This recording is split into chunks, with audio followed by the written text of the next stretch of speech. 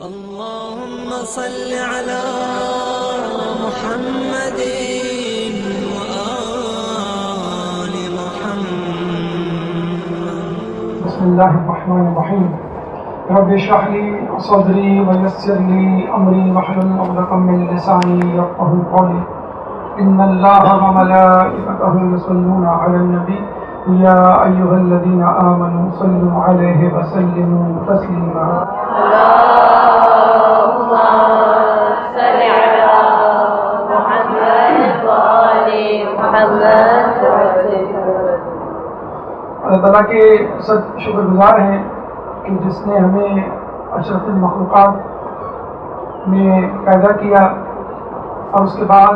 ہمیں یہ توفیق دی کہ ہم اس کی عبادت کریں، اور سب سے بڑی نعمت اہل بیت کی محبت اور مودت ہمارے دلوں میں جاگزی کی۔ ماہ رجب کی سعادتوں کو سمیٹنے کے بعد ہم ماہ شعبان میں داخل ہو چکے ہیں، اور جس طرح رجب میں نورانی شخصیات کی ولادتیں اور ان کے تذکرے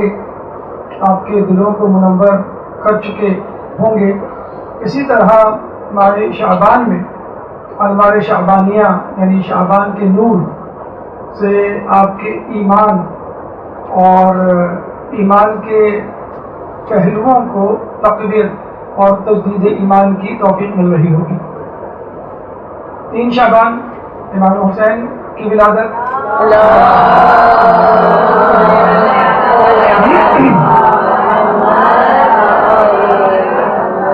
4 شعبان آپ کے علمبردار حضرت عباس کی ولادت،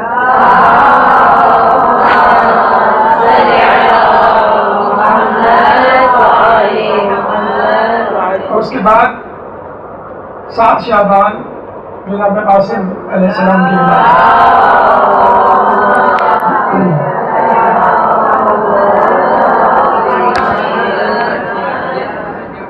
جناب قاسم کی شخصیت کے حوالے سے دیکھا یہ گیا ہے کہ ان پہ ہونے والے مظالم کا تذکرہ عموماً مسائل کی صورت میں ہمیں 8 محرم کی شب ملتا ہے،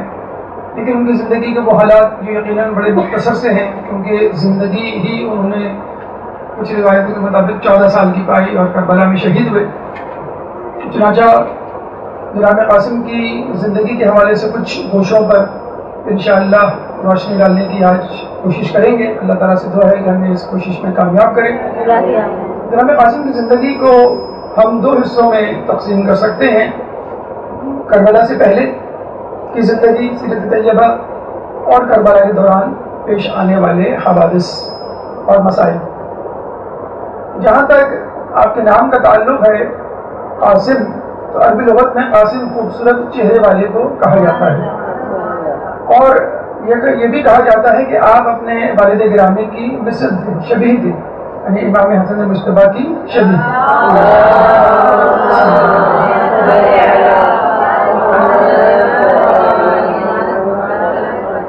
اور یہ بھی ہمیں تاریخ میں ملتا ہے کہ جناب حسن خود سرور کائنات رحمت للعالمین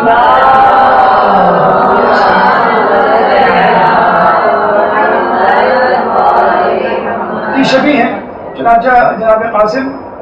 امام حسن مجتبیٰ اپنے والد گرامی کے وسیلے سے خود رسول اللہ کی شبیہ قرار پاتے ہیں۔ چنانچہ آپ کا ایک لقب یا آپ کا ایک مشہور نام یا جس جہت سے آپ کو پکارا جاتا ہے وہ شبیہ رسول جی ہے۔ اور یہ بھی کہا جاتا ہے کہ جس طرح رسول اللہ جب رات میں چلا کرتے تھے، رات کے اندھیرے میں، تو ایک روشنی کا حالہ سا آپ کے چہرے کے گرد ہوا کرتا تھا، جیسے چاند کے گرد روشنی کا حالہ ہوتا ہے۔ اور آپ دیکھتے بھی ہیں کچھ کتابوں میں جب معصومین کی تصاویر سے آپ کا سامنا پڑتا ہے تو چہرے کی بجائے ایک روشنی کا حالہ بنا دیا جاتا ہے۔ تو یہ کہا جاتا ہے کہ جب آپ لشکر شام میں چڑھائی کر رہے تھے تو وہاں جو گھمسان کی جنگ تھی اور جو اندھیرا تھا اور جو اژدہام تھا، اس میں آپ کا چہرہ 14ویں کے چاند کی طرح چمک رہا تھا۔ نام کے حوالے سے یاد رکھیے کہ عربوں میں اگر کسی مشہور شخصیت کا نام ہوتا ہے تو اس نام کی پھر بار بار تکرار ہوتی ہے، تاکہ اس شخصیت کی طبیعت، مزاج اور سیرت کے اثرات اس بچے پہ پڑے جس کا یہ نام رکھا جا رہا ہے۔ چنانچہ قاسم نام کے ہمیں 4 نام خود کربلا کے میدان میں ملتے ہیں. قاسم بن محمد بن ابی بکر، یعنی خلیفہ اول کے صاحبزادے کے فرزند قاسم ابن محمد بن ابی بکر، جن کے بارے میں کہا جاتا ہے، محمد بن ابی بکر کے بارے میں کہا جاتا ہے کہ خلیفہ اول کی وفات کے بعد ان کو جناب امیر المومنین نے اپنی زیر تربیت رکھا اور ان کی پرورش کی. اور وہ اکثر یہ کہا کرتے تھے کہ محمد بن ابی بکر، یعنی محمد جو ہے وہ ابی بکر کے سلب سے ہے لیکن میرا بیٹا ہے. اور پھر ہم دیکھتے ہیں کہ وہ جنگ صفین میں بھی لڑتے ہیں اور اس کے بعد جنگ جمل میں بھی لڑتے ہیں، اور جنگ جمل میں ان کو شہید کر دیا جاتا ہے. اس طرح کے گدھے کی کھال میں سی کر زندہ جلا دیا جاتا ہے حاکم شام کے لوگوں کے ہاتھوں. اس کے بعد جو دوسرا نام ہمیں قاسم نام کا کربلا ہی کے میدان میں ملتا ہے، قاسم بن محمد بن جعفر طیار. جعفر طیار کے ایک بیٹے عبداللہ بن جعفر طیار جو مدینے میں رہ گئے تھے، دوسرے بیٹے کربلا کے میدان میں محمد بن جعفر طیار. جعفر طیار کے جن کو جنگ موطا میں شہید کیا گیا، جن کے بازو قلم کیے گئے، جن کے بارے میں رسول اللہ نے یہ خوشخبری دی کہ اب وہ جنت میں اپنے 2 پروں کے ساتھ پرواز کر رہے ہیں، جبھی ان کا نام طیار پڑا. اسی بعد قاسم بن عباس، یعنی حضرت عباس علمدار کے خود ایک بیٹے کا نام قاسم تھا. اس کے علاوہ قاسم بن حبیب ابن مظاہر، حبیب ابن مظاہر جو کوفے سے آئے تھے، ان کے ساتھ ان کا بیٹا قاسم بھی ان کے ساتھ تھا. تو یہ 4 قاسم ہمیں ملتے ہیں کربلا کے میدان میں. اور جب ہم مزید تحقیق کرتے ہیں اور یہ دیکھتے ہیں کہ قاسم نام کیوں اتنا زیادہ مشہور و معروف تھا اور کیوں اتنی بڑی شخصیات نے اپنے بیٹوں کا نام قاسم رکھا، تو ہم تاریخ کے جھروکوں میں جب جھانکتے ہیں تو پتہ چلتا ہے کہ خود رسول اللہ کے پہلے فرزند کا نام قاسم تھا. اور بعثت سے پہلے، یعنی اعلان رسالت سے 2 سال پہلے ان کی پیدائش ہوئی اور 2 سال ہی میں ان کا انتقال ہو گیا، جس پہ رسول اللہ کو بہت رنجیدگی ہوئی. اور انہی صاحبزادے کی کنیت پر، انہی صاحبزادے کے نام پر رسول اللہ کی کنیت ابو القاسم پڑی، جو اب ہمارے تقریباً ہر خطبے کا جز بن چکی ہے کہ الصلاۃ والسلام علی رسول کریم خاتم النبیین شفیع المذنبین ابو القاسم محمد.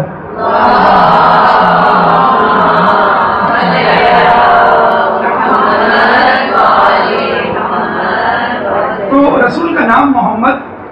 اور ان کی کنیت ابو القاسم ہے. لیکن رسول اللہ نے اس کے بعد یہ تاکید سے کہا تھا کہ میرے بعد کوئی ان 2 ناموں کو جمع نہ کرے، یعنی میرے نام محمد کو اور میری کنیت ابو القاسم کو. لیکن 2 جگہوں پر 2 شخصیات کے جو نے استثناء دیا تھا، یعنی امیر المومنین کی اولاد جس میں ہمیں ملتا ہے محمد حنفیہ کا نام محمد تھا اور ان کی کنیت ابو القاسم تھی. اور دوسرا استثناء خداوند قدوس کی زمین پر آخری حجت امام مہدی علیہ السلام،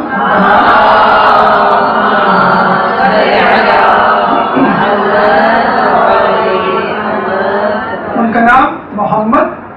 اور ان کی کنیت ابو القاسم تھا. کہ خود رسول اللہ کی حدیث میں ملتا ہے کہ زمین کی آخری حجت جو اس دنیا کو اپنے عدل و انصاف سے اس طرح بھر دے گی جیسے وہ ظلم و جور سے بھری ہوئی ہوگی، اس کا نام میرے نام پر یعنی محمد اور اس کی کنیت میری کنیت پر یعنی ابو القاسم. اور رسول اللہ کی یہ حدیث بھی صادق آ جاتی ہے، عبداللہ محمد و اوسطنا محمد و آخرنا محمد و کلنا محمد. تو یہ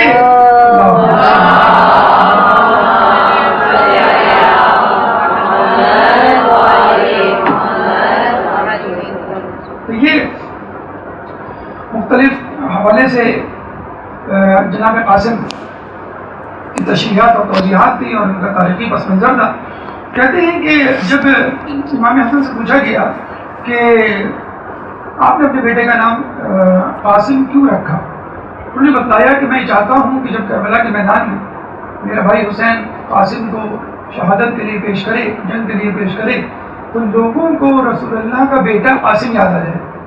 کہ ہم قاسم ابن حسن کو نہیں قتل کر رہے بلکہ ہم قاسم ابن محمد کو قتل کر رہے ہیں. ایک تو نام رسول اللہ کے بیٹے پر اور شبیہ رسول اللہ کی صورت، تو ہو سکتا ہے رسول اللہ کی محبت جو ہے ان کے دل میں دوبارہ جاگ اٹھے اور وہ اس کام سے، اس قبیح فعل سے باز آ جائے. لیکن آپ نے دیکھا کہ ایسا نہ ہوا. اور پھر امام نے یہ بھی کہا کہ چونکہ ان کی نفرت رسول اللہ کے لیے گھر کر گئی تھی، چنانچہ اب ان کی روز حشر مغفرت نہیں ہوگی. بلکہ خود مولا کائنات سے جب پوچھا گیا کہ آپ کیا سمجھتے ہیں کہ اگر آپ کی اولاد کی جگہ رسول اللہ کی اولاد ہوتی، یعنی قاسم، طاہر، عبداللہ، اس کے بعد جو 2 بیٹے اور ہوئے تھے مدینے میں، تو 3 بیٹے ہوتے، وہ جوان ہوتے اور ان کی اولادیں ہوتی، تو کیا لوگ ان پہ ظلم و ستم کرتے یا ان کو اس طرح شہید کرتے، قتل کرتے؟ تو آپ نے کہا کہ بخدا وہ ایسا ہی کرتے کیونکہ ان کے دلوں میں رسول اور خاندان رسول، رسالت اور خاندان رسالت کی نفرت گھر کر گئی تھی۔ اب وہ بیٹے خود رسول اللہ کے سلب سے ہوں یا جسے کہتے ہیں کہ ان کے بعد ان کی بیٹی بطن مقدس سے ہوں، ان کو یہ کرنا تھا۔ تو چاہے رسول اللہ کے بیٹے سامنے آ جائیں یا علی کے بیٹے سامنے آ جائیں، ان کو قتل کیے بغیر ان کی خلافت، ان کی حکومت کا راستہ ہموار نہیں ہو سکتا تھا۔ تو یہ قاسم نام کی توجیہ کہ جس کی بنا پر ان کا نام رکھا گیا اور جسے کہتے ہیں کہ آپ نے حجت تمام کی گئی، کہ شاید ان کو رسول اللہ کی باتیں، شاید رسول اللہ کی محبت ان کے دل میں گھر کر جائے۔ کچھ علماء اعلام نے ایک نئے پہلو سے، ایک مختلف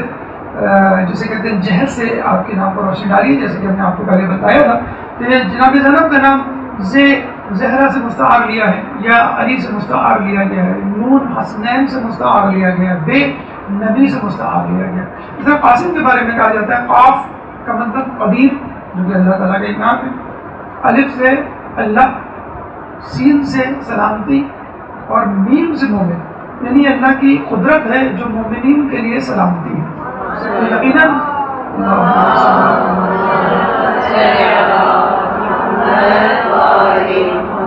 لہٰذا آپ کی شخصیت، آپ کا نام، آپ کا کردار یقیناً مومنین کے لیے ایک رحمت تھا، ایک برکت تھا، اور رسول اللہ کی یاد ہم وقت ان کے ساتھ کہا کرتے تھے۔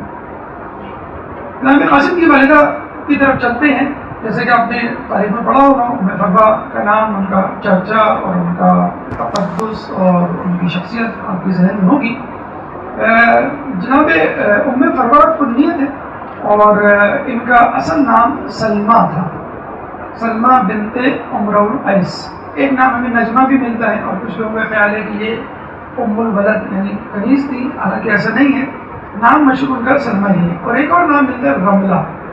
بالا جو مشہور ترین نام ہے وہ سلمہ بنت عمرو القیس۔ عمرو القیس کے بارے میں یاد رکھیے کہ یہ خود عرب کا ایک بہت مشہور شاعر گزرا ہے، جس کے بارے میں جب مولا سے پوچھا گیا کہ عرب کا بہترین شاعر کون ہے، تو مولا نے کہا گمراہ ترین شاعر عمرو القیس، یعنی شاعر تو تھا وہ لاجواب بہترین، لیکن گمراہ تھا، جاہلیت کے اندھیرے میں پڑا ہوا تھا اور ایمان نہیں لایا تھا۔ بہرحال یہ عمرو القیس ہیں جو یمن سے تعلق رکھتے تھے، ام فروا کے والد، اور وہ عمرو القیس تھا جو کہ مشرک تھا اور جاہلیت کے زمانے میں ہی مر گیا تھا اور شاعر تھا بہت بڑا۔ جناب عمرو القیس جو کہ والد تھے جناب ام فروا کے، یمن میں رہا کرتے تھے۔ ایک دفعہ مولا علی یمن گئے اور عمرو القیس نے آپ سے ملاقات کی تو وہ ان کا گرویدہ ہو کے رہ گیا اور ایمان لے آیا۔ اور یہ بھی ملتا ہے کہ ان کی محبت میں وہ یمن چھوڑ کر مدینے آ گیا کہ مجھے اب مدینے ہی میں رہنا ہے، اور اپنی دونوں بیٹیوں کو سلمہ اور سلامہ، سلمہ بڑی بیٹی یعنی ام فروا اور چھوٹی بیٹی سلامہ جن کو ام ربا کہا جاتا ہے، دونوں بیٹیوں کو لے کر مدینے میں آ گیا اور یہ کہنے لگا کہ اپنی بیٹیوں کی شادی شریف ترین شخص سے ہوتی ہے۔ اپنے کوئی شریف ترین شخص جو ہے تلاش کرنے لگا تو وہ دیکھتا تھا کہ مولا علی جس گلی سے گزرتے تھے تو لوگ کہا کرتے تھے ما اشرفہ حاضر فتح، کہ کون اس مرد سے زیادہ بہترین شریف ہو سکتا ہے۔ تو اس نے مولا علی سے ایک دن اپنی خواہش کا اظہار کیا کہ میں اپنی بیٹی کی شادی اس شہر کے مدینے کے علاقے کے بہترین اور افضل ترین اور شریف ترین شخص سے کرنا چاہتا ہوں اور مجھے لوگوں میں آپ ہی ملے۔ تو آپ نے اس کی درخواست کو اس طرح قبول کیا کہ اپنے بڑے بیٹے امام حسن علیہ السلام کی شادی جو ہے وہ ام فروا سے اسی دن کر دی۔ ام فروا چھوٹی تھی، ان کے بڑے ہونے کے بعد ان کی شادی امام حسین علیہ السلام سے ہوئی۔ ام فروا سے شادی کے بعد جو کہ 35 ہجری میں ہوئی، آپ کے 4 بیٹے اور 2 بیٹیاں پیدا ہوئی، اور ام فروا جن کی شادی امام حسین سے ہوئی ان سے 2 اولادیں ہوئی، ایک جناب علی اصغر اور ایک بی بی سکینہ۔ چنانچہ علی اصغر اور جناب قاسم آپس میں چچا زاد بھائی بھی ہیں اور خالہ زاد بھائی بھی ہیں۔ چچا زاد بھائی حسن حسین کی وجہ سے ہیں اور خالہ زاد بھائی جو ہیں وہ ام فروا اور ام ربا کی وجہ سے جو دونوں بہنیں تھیں۔ بہرحال آپ کے والد جناب قاسم کے حوالے سے، قاسم ابن حسن، تو امام حسن آپ کے والد تھے، اور آپ کو معلوم ہونا چاہیے کہ جب حضرت علی کی شہادت ہوئی ہے تو خلافت امام حسن علیہ السلام کے ہاتھ میں آئی، اور امام حسن علیہ السلام کے بارے میں آپ کو معلوم ہوا کہ ٹھیک ہے کربلا اپنی جگہ درست ہے اور سب سے زیادہ مسائل ہمیں کربلا میں ملتے ہیں، لیکن امام حسن نے اپنی تمام تر کوششوں کے باوجود مسلمانوں کو بچایا، حالانکہ مسلمانوں نے یا ان کے نیچے ان کے چاہنے والوں نے جو بظاہر چاہنے والے تھے کوئی دقیقوں کو برداشت نہیں کیا تھا آپ کو نقصان پہنچانے میں، یعنی وہ کہا کرتے تھے کہ آپ جو ہے حاکم شام سے لڑائی کریں اور ہم آپ کا ساتھ دیں گے، اور جب وہ لے کے چلے تو پتہ چلا کہ آہستہ آہستہ لوگ جو ہے وہ ٹوٹنے لگے، کیونکہ حاکم شام نے ان کو خریدنا شروع کیا، لوگ اپنے خیموں میں سوتے تھے، جب رات کو سونے کے بعد صبح فجر میں جاگتے تھے تو خلیفہ وقت یعنی حاکم شام کی طرف سے اشرفیوں کی تھیلی ان کے خیمے کے اوپر لٹک رہی ہوتی تھی، تو وہ اس تھیلی کو دیکھ کر اس میں موجود رقعے میں لکھی ہوئی تحریر کی وجہ سے حاکم شام سے جا ملا کرتے تھے، تو روزانہ جو ہے ان کی جو فوج ہے ان کی سپاہیوں کی تعداد میں کمی ہوتی رہی، اور وہ انجام بھاگ چکے تھے کہ میرے پاس بہت کم لوگ رہ گئے، اور جو لوگ ہیں ان کا بھی مجھے نہیں معلوم کہ جب میں حاکم شام سے لڑنے جاؤں تو یہ بھی میرا ساتھ چھوڑ گئے، اور جو گنے چنے لوگ بنی ہاشم کے یا بہت ہی زیادہ پکے مومنین اگر میرے ساتھ رہ بھی گئے تو یہ نہ ہو کہ ان کی بھی گردن زدنی ہو جائے اور اسلام یا مومنین جو ہے وہ بالکل اس سطح ہستی سے دنیا سے مٹ جائیں۔ چنانچہ انہوں نے صلح کر لی، اور صلح کی بھی پیشکش خود حاکم شام کی طرف سے ہوئی اور سفید سادے کاغذ پہ ہوئی، تو یہاں یہ بات ہمیں جان لینی چاہیے کہ فتح دراصل خود امام حسن کی ہوئی، اور صلح کا حق وہ بڑھاتا ہے کہ جو ہار چکا ہو، حاکم شام کی طرف سے ہوئی، اور جو شرائط ہوئی اس میں طے ہوئی، اس میں مومنین کا خاص خیال رکھا گیا، کوفے میں رہنے والے مومنین کا، اہل بیت کا، اور اہل بیت میں جو لعن طعن بھیجی جا رہی تھی اس کو ختم کروانے کا، پھر ایک مخصوص شہریے کا، چنانچہ بہرحال تمام شرائط مومنین کے اور مسلمانوں کے حق میں تھی، لیکن پھر بھی لوگ آپ سے بہت ناراض ہوئے اور خدا نخواستہ آپ کو مذل المومنین کا لقب دیا، نعوذ باللہ، یعنی امیر المومنین، مومنین کے امیر آپ کے والد گرامی تھے، تو اس کے حوالے سے کہا وہ تو امیر المومنین تھے لیکن آپ مذل المومنین، نعوذ باللہ، مومنین کو ذلیل کرنے والے یا کروانے والے، لیکن یہ بالکل اسی قسم کا الزام ہے، یہ جو کہہ لیجیے اسی قسم کے شک و شبہ کا اظہار ہے جو خود رسول اللہ سے صلح حدیبیہ کے وقت روا رکھا گیا، اور صلح حدیبیہ کے وقت کچھ لوگوں کے دلوں میں نبوت کے متعلق خیال بھی آیا کہ کیا واقعی آپ نبی ہیں، کیا واقعی نبوت کے حامل ہیں، پھر بعد میں انہوں نے اس کی توبہ بھی کی، استغفار بھی کیا، بہرحال بات کے دنوں میں لوگوں نے ثابت کر دیا، تاریخ نے ثابت کر دیا کہ آپ کا فیصلہ بالکل صحیح تھا، اور دوسری جو تہمت یا الزام آپ پہ لگایا گیا وہ کثرت ازدواج ہے، جو غیر شیعہ افراد نے اتنا زیادہ اس کو بڑھا دیا کہ آپ کی شادیاں جو ہے وہ 300 تک پہنچا دیں۔ جب مومنین نے، علماء نے، محققین نے اس کی باقاعدہ تحقیق کی تو پتہ چلا کہ اگر ہم 300 شادیاں لے لیں تو ہر 6 مہینے بعد ایک شادی،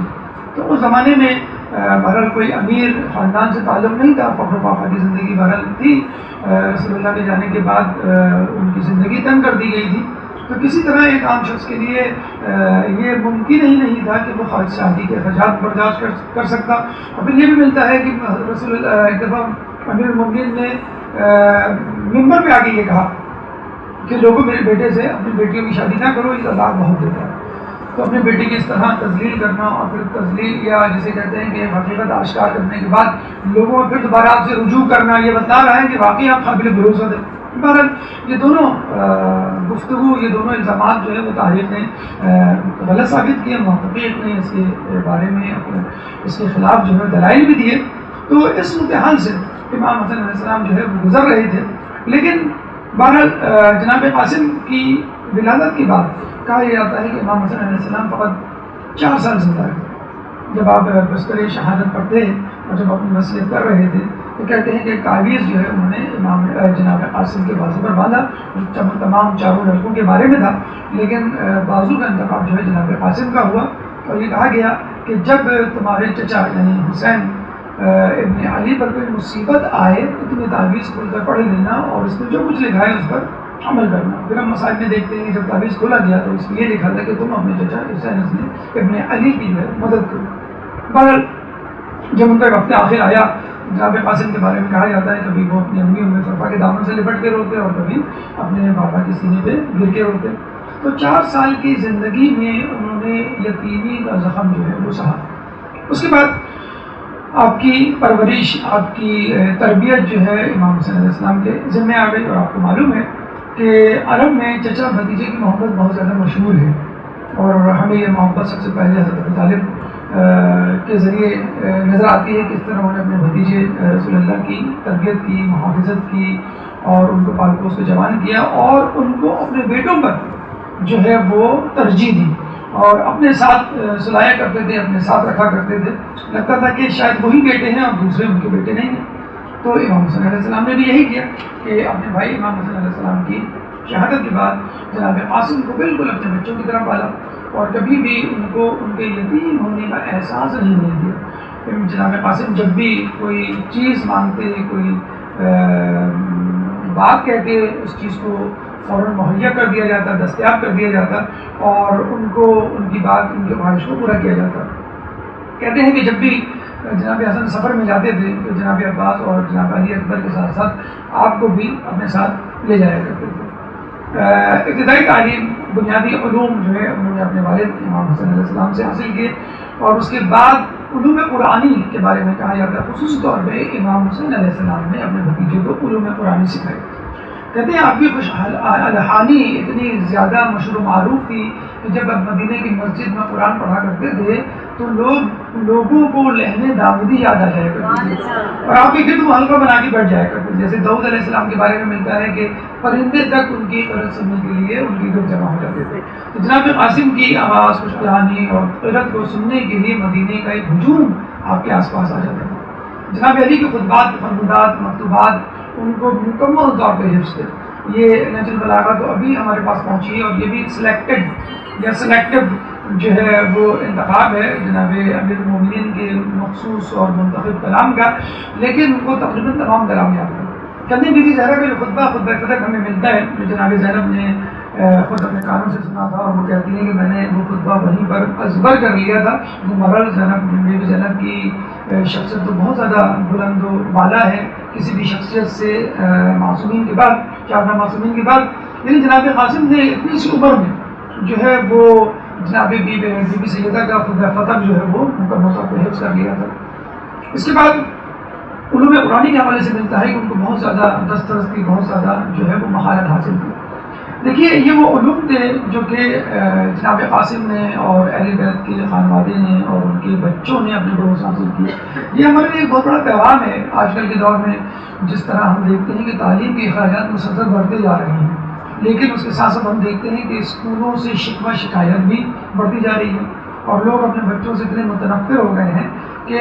اپنے پاس یا گھر میں رکھنے کے لیے کچھ دیر بھی گوارا نہیں کرتے. مطلب وہ یہ چاہتے ہیں اسکول آئیں، اسکول کے بعد جو ہے وہ ٹیوشن پڑھنے چلے جائیں، اس کے بعد قرآن پڑھیں اور بس وہ جو ہے وہ سو جائیں. جب ان کی چھٹیاں آتی ہیں تو وہ سمر کیمپ تلاش کیے جاتے ہیں، اور ونٹر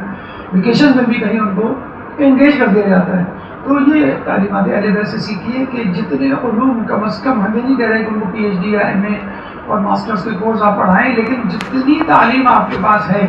جتنا علم آپ کے پاس ہے، کم از کم وہ پہنچائیں. کوئی جتنے خلوص سے آپ ان کو پڑھائیں گے اتنے خلوص سے کوئی اور نہیں پڑھائے گا. اس کے ساتھ ساتھ تعلیم کے ساتھ ساتھ تربیت بھی آپ کا جز ہوگی، جبکہ اسکولوں میں، کوچنگ سینٹرز میں، ٹیوشنز میں اس کا خاص خیال نہیں رکھا جاتا. ان کو تربیت سے کوئی لگاؤ نہیں ہے. وہ یہ چاہتے ہیں کہ بس بچے کو تعلیم دے دی جائے، بلکہ اب تو یہ ہونے لگا ہے کہ بچے کو کسی طرح اچھے گریڈ سے پاس کروا دیا جائے. ان کو اس سے فکر نہیں ہوتی ہے کہ بچے کو کیا تعلیم دے رہے ہیں، صحیح تعلیم دے رہے ہیں یا غلط تعلیم دے رہے ہیں. تو آپ اپنے بچے کو تعلیم دیں گے، تعلیم کے ساتھ تربیت بھی دیں گے. جب آپ تربیت دیں گے تو حق و باطل کا فرق بھی سکھائیں گے، صحیح اور غلط میں تمیز بھی سکھائیں گے، ادب و آداب بھی سکھائیں گے. اور ظاہر سی بات ہے کہ جب بچہ آپ کے ساتھ ایک ایسوسیشن پیدا کر دے گا، تعلق ایک ربط پیدا کرے گا، تو خود بخود آپ کی بچے سے محبت بڑھتی چلی جائے گی. کہتے ہیں کہ نظر سے دور دل سے دور، کہ جب بچہ آپ سے دور ہوگا تو خود بخود وہ آپ کے اندر جو محبت ہے یا اس کے اندر محبت ہے وہ کم ہوتی چلی جائے گی. تو بچے کو خود پڑھانے کا طریقہ اور بچپن سے پڑھانے کا طریقہ، اور جب تک آپ نے سکت اور آپ کی قابلیت اس کے اندر ٹرانسفر نہیں ہو جاتی اس وقت تک پڑھانے کا طریقہ جو ہے وہ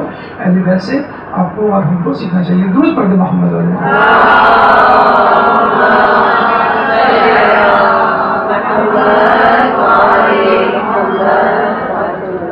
دیکھیے ہم نے پہلے بھی ذکر کیا تھا کہ خاندان اہل بیت معصومین اور ان کے اطراف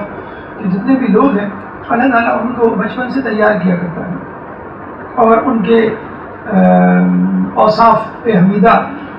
گہوارے ہی سے ظاہر ہونے شروع ہو جاتے ہیں. جیسے مولا علی کے بارے میں ملتا ہے کہ گہوارے میں کس طرح انہوں نے اجدہے کے 2 ٹکڑے کیے، اور جس طرح ہمیں ملتا ہے کہ کس طرح جو ہے وہ مولا علی نے اور امام زمانہ نے جو ہے وہ بچپن میں کلام کیا. جس طرح انبیاء کے بارے میں ملتا ہے. تو یوں سمجھ لیجیے کہ اہل بیت کے گھرانے کے ہر فرد کو بچپن ہی سے سکھا دیا گیا تھا کہ تم جو ہے کس خاندان سے تعلق رکھتے ہو اور تمہیں کیا کرنا ہے، اور جو آگے چل کے جو کام کرنا ہوتا تھا اس کے بارے میں بھی پہلے سے آگاہی دے دی جاتی تھی. جیسے ہمیں ایک واقعہ ملتا ہے کہ آپ کی ولادت کے 5 مہینے بعد محرم تھا، تو ایک دن ام فروا گھبرائی ہوئی امام حسین علیہ السلام کے پاس آئی اور کہنے لگی کہ آپ کے بچے نے جو ہے وہ صبح سے دودھ نہیں پیا. انہوں نے کہا کہ گھبرانے کی بات نہیں ہے، آج جو ہے وہ عاشور کا دن ہے. اور پھر انہیں امام حسن کے پاس، تو امام حسن نے کہا کہ آج کے دن جو عاشور کا دن ہے اور یہ جو ہے میرے بھائی حسین کے ساتھ جو ہے وہ شہید ہوگا اور محرم کا مہینہ ہوگا اور 3 دن کے بھوکے پیاسے ہوں گے. تو جناب ام فروا جو ہے یہ سن کر بڑی پریشان ہو جاتی ہیں. تو وہ کہتے ہیں کہ تم گھبراؤ مت، حسین یعنی میرے بھائی کا 6 ماہا علی اصغر بھی اس معرکے میں ہوگا اور وہ بھی 3 دن کا بھوکا پیاسا ہوگا، وہ بھی جو ہے تیر کھائے گا اور اس معرکے میں شہید ہوگا. تو ام فروا جو ہے وہ یہ سن کر ان کو صبر آ جاتا ہے کہ اگر میرا بیٹا شہید ہوگا تو یہ جو ہے علی اصغر بھی شہید ہوگا. پھر باقاعدہ امام حسن جو ہے وہ تاکید کرتے ہیں کہ تم میرے بھائی پر، میں تو نہیں ہوں گا لیکن تم میرے بھائی پہ اپنے بیٹے کو قربان کرتے ہیں. اچھا اب دیکھیں قدرت جو ہے خانوادہ رسالت کو، خانوادہ اہل بیت کو کس طرح تیار کرتی ہے اپنے آنے والے دور کے لیے جو کام ان کو کرنا ہوتا ہے. بی بی زینب کے بارے میں بھی آپ نے سنا، جناب قاسم کے بارے میں بھی. خود رسول اللہ نے اہل بیت کو اور امام کے گھر والوں کو یہ درس اپنی زندگی میں دینا شروع کر دیا. نہ صرف اپنے گھر والوں کو بلکہ اصحاب کو بھی یہ بتانا شروع کر دیا تھا کہ میرے بعد کیا کیا مسائل میرے اہل بیت پر جو ہے وہ ڈھائے جائیں گے. تو کہتے ہیں کہ عاشور کے دن رسول اللہ کے بارے میں کتاب بہقی میں جو ہے یہ روایت موجود ہے کہ رسول اللہ اصحاب کی عورتوں کو اپنے گھر میں بلاتے تھے اور جو ان کے شیر خوار بچے تھے ان کے لیے تاکید کیا کرتے تھے کہ تم صبح سے لے کے شام تک ان کو دودھ نہیں پلانا. اور پھر تذکرہ کیا کرتے تھے کہ کربلا کے میدان میں عاشور کے دن جو ہے میرے خاندان حسین کے اور حسین کے بیٹے اور ان کے عزیز و قارب جو ہیں اہل بیت کے چاہنے والے جو ہے 3 دن کے بھوکے پیاسے جو ہے وہ مارے جائیں گے. پھر ہم دیکھتے ہیں کہ جناب قاسم کو جو ہے خواب میں بتلا دیا جاتا ہے، امام حسین کو خواب میں بتلا دیا جاتا ہے، جناب زینب کو خواب میں بتلا دیا جاتا ہے کہ تمہارے ساتھ جو ہے وہ کیا ہونے والا ہے. ایک خواب آپ نے بی بی زینب کا سنا تھا کہ کس طرح انہوں نے دیکھا کہ وہ گھر میں کھڑی ہوئی ہے اور ایک دم سے آندھی آتی ہے، تیز ہوا چلتی ہے اور وہ درخت کو پکڑتی ہے اور وہ درخت اکھڑ جاتا ہے نطل الفردوس میں اور وہاں پہ ایک بہت بڑا خوبصورت پھولوں سے لدا ہوا درخت ہے اور اس کی جو سب سے بڑی سب سے اوپر کی شاخ ہے اس میں ایک سرخ پھول لگا ہوا ہے اور وہ پھول میں توڑنے کے لیے آگے بڑھتی ہوں کہ ایک دم سے آندھی چلتی ہے اور وہ پھول ٹوٹ کر نیچے گر جاتا ہے. جب وہ پھول نیچے گرتا ہے تو میں جھک کر اس پھول کو اٹھانے کی کوشش کرتی ہوں اور جیسے میں اٹھانے کی کوشش کرتی ہوں پھر ایک آندھی چلتی ہے اور اس پھول کی پنکھڑیاں بکھر جاتی ہیں. اتنے میں امام حسین آتے ہیں اور وہ آ کر اس پھول کی پنکھڑیوں کو چنتے ہیں اور ایک ایک پتی کو چنتے جاتے ہیں اور روتے چلے جاتے ہیں. جب ام فروا کی آنکھ کھلی تو دیکھا جناب قاسم سامنے ہی لیٹے ہوئے ہیں اور اس پھول کی جو رنگت تھی وہی سرخی جو ہے جناب قاسم کے چہرے پر تھی. وہ گھبرائی ہوئی جناب زینب کے پاس جاتی ہیں اور کہتی ہیں کہ میں نے جو ہے یہ خواب دیکھا ہے. تو بی بی زینب یہ خواب جا کر جناب حسین کو سناتی ہیں تو کہتی ہیں کہ تم بھابھی ام فروا سے کہو کہ وہ صبر کریں کیونکہ جو آنے والا وقت ہے وہ اس کی نشاندہی کر رہا ہے کہ یہ کربلا کا واقعہ پیش آئے گا. بلکہ انہوں نے سورہ احقاف کی آیت نمبر 35 کا جو ہے وہ کی تلاوت بھی کی. فَاصْبِرْ مَا صَبَرَ اولو الامر من الرسل. کہ تم صبر کرو کہ جس طرح اولو العزم من الرسل کہ اولو العزم پیغمبروں نے صبر کیا. تو جناب ام فرما کو بھی کہا گیا کہ تمہیں جو ہے اسی طرح صبر کرنا ہے کہ جس طرح تم سے پہلے لوگوں نے صبر کیا. پھر ہم دیکھتے ہیں لوگ اکثر ایک یوں کہہ لیجیے ایک اشکال ظاہر کرتے ہیں, شکوہ کرتے ہیں کہ بھئی اہل بیت کے لوگ جو ہیں وہ بچپن سے منتخب شدہ ہیں اور ان کو بچپن سے ہی بتلا دیا گیا ہے, خوابوں میں زیارت ہے اور الہامی طاقت ان کے ساتھ ہے, تو جو بھی پیدا ہوتا اہل بیت کی طرح ہوتا. لیکن ہم دیکھتے ہیں یہ سب تو چلے ایک لاشعور کی منزل ہے, خواب جو ہے ایک لاشعوری کیفیت ہے جس میں بتلا دیا گیا, یا بچپن میں جو معجزہ ہے دیکھیں ایک الہی طاقت تھی, قوت تھی جو ان کے ساتھ تھی. لیکن شعور کی منزل پہ داخل ہونے کے بعد بھی انہوں نے خدا کی اطاعت اور بندوں کی خدمت سے منہ نہیں موڑا, بلکہ یہ تو وہ لوگ ہیں کہ انہوں نے اپنوں کی بھی خدمت کی, غیروں کی بھی خدمت کی, دوستوں کی بھی خدمت کی, دشمنوں کی بھی خدمت کی, حتیٰ کہ انسانوں کے علاوہ جانوروں کی بھی خدمت کی. آپ کے بچپن میں ایک بڑا اچھا واقعہ ہمیں ملتا ہے اور یہ واقعہ ہمیں درس دیتا ہے کہ کس طرح انسان کو ایک درد مند دل اپنے سینے میں رکھنا چاہیے. گرمیوں کے دن ہیں, لو چلنے کے دن ہیں. اس سے پہلے بھی کراچی میں ایک وبا ایک جو ہے وہ چلی تھی, ہیٹ ویو, کہ جس میں جو ہے وہ ہزاروں افراد جو ہے وہ مر گئے تھے. اور ابھی بھی یہی کہا جاتا ہے کہ آپ کو ہوشیار رہنے کی ضرورت ہے, بلکہ ایک ویڈیو کلپ یا ایک میسیج سرکولیٹ ہوتا ہے اکثر گرمیوں میں کہ آپ جو ہے لوگوں کو پانی پلانے کے ساتھ ساتھ پرندوں کے پانی پلانے کا بھی انتظام کریں کہ بیچارے وہ اڑ رہے ہوتے ہیں اور ڈھونڈ رہے ہوتے ہیں ہمیں پانی جو ہے وہ کہاں ملے گا. تو جب جہاں پانی مل جاتا ہے وہ پانی پی لیتے ہیں, اگر اڑتے اڑتے ان کو پانی نہ ملے تو ہو سکتا ہے شدت پیاس سے وہ بے ہوش ہو جائیں یا مر جائیں. تو اکثر لوگ اس کا اہتمام بھی کرتے ہیں. تو جناب قاسم اپنے بھائیوں کے ساتھ اپنے گھر کے صحن میں مٹی کے پیالے میں پانی کا اہتمام کیا کرتے تھے کہ پرندے آئیں گے اور وہ اس پانی سے جو ہے وہ سیراب ہوا کریں گے. چنانچہ صبح سے وہ پانی رکھ دیا کرتے تھے اور پرندے آتے تھے اور وہ پانی پیتے تھے, پانی پی کے اڑ جایا کرتے تھے. 28 رجب کو جب قافلہ حسینی مدینے سے چلا ہے تو جناب قاسم کو اور ان کے بھائیوں کو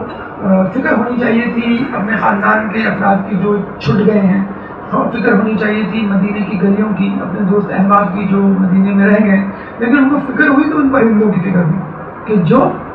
پانی پینے سے اب محروم ہو جائیں گے, کیونکہ اب جناب قاسم اور یہ تمام لوگ جا رہے ہیں. تو وہ محمد حنفیہ کے پاس ہیں. دیکھیں یہ جو ہم کہتے ہیں نا کہ انسانیت اور ایسی محبت جو فقط اپنے رشتہ داروں سے نہ ہو اور جس میں کوئی ذاتی مفاد نہ ہو, یہ پرخلوص ترین محبت ہوتی ہے. تو بڑے افسوس کے ساتھ کہنا پڑتا ہے کہ اہل بیت تو ہمیں یہ تعلیم دیتے ہوئے نظر آتے ہیں, لیکن خود اہل بیت کے ماننے والے یا مسلمان عمومی طور پہ اس انسانیت سے دور ہوتے ہوئے نظر آتے ہیں. ایک چھوٹی سی آفت, ایک چھوٹی سی مصیبت آ جائے تو ہم دیکھتے ہیں کہ لوگ جو ہے اپنی فکر زیادہ کرتے ہیں, دوسروں کی فکر کم کرتے ہیں. ابھی میں پڑھ رہا تھا کہ کینیڈا میں ایک جگہ ایڈمنٹن کے مقام پر جنگل میں, قریبی جنگل میں آگ لگی تو گھروں کو خالی کرایا گیا.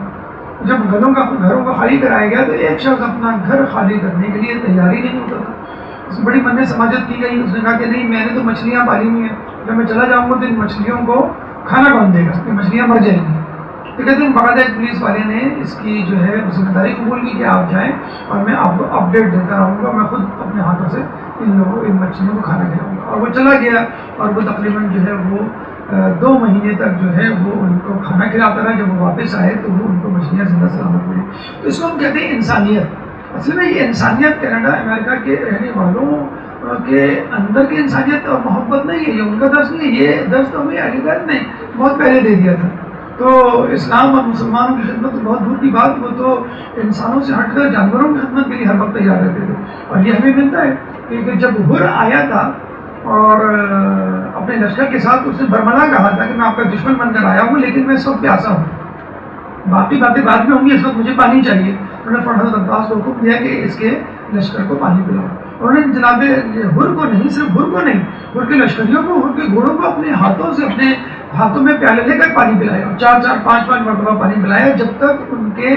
پیٹ سیر نہیں ہو گئے. انہوں نے اپنے منہ کو جو ہے اپنے چہروں کو پانی سے نہیں پھیر لیا. تو یہ وہ لوگ ہیں جب جنگ صفین میں مولا قبضہ کرتے ہیں اور پانی پیتے ہیں, اپنے لشکریوں کو پلاتے ہیں, تو اسی وقت دشمن کی فوج بھی آ جاتی ہے. تو مولا کے کچھ ساتھی جو ہے وہ ان کو روک دیتے, تو مولا ان کو منع کرتے. یعنی پانی دونوں افراد پہ.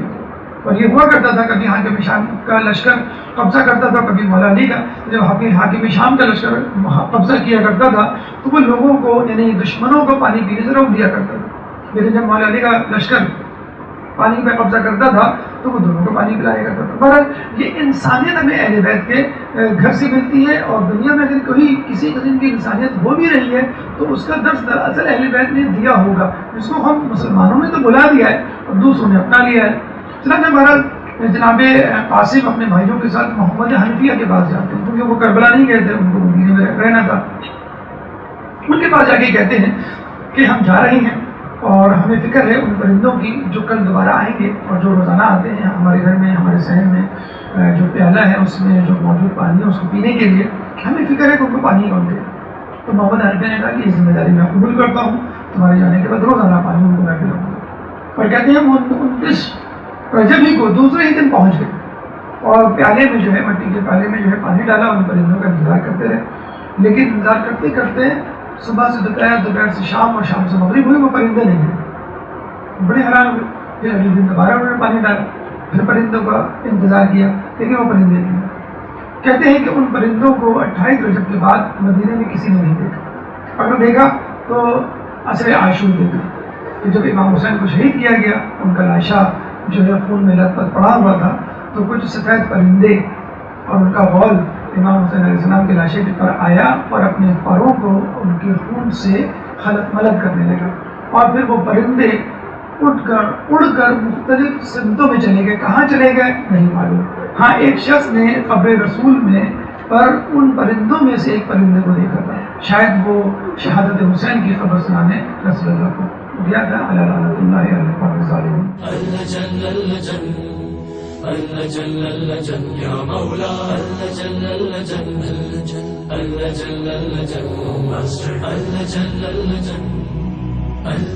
يا صاحب السماء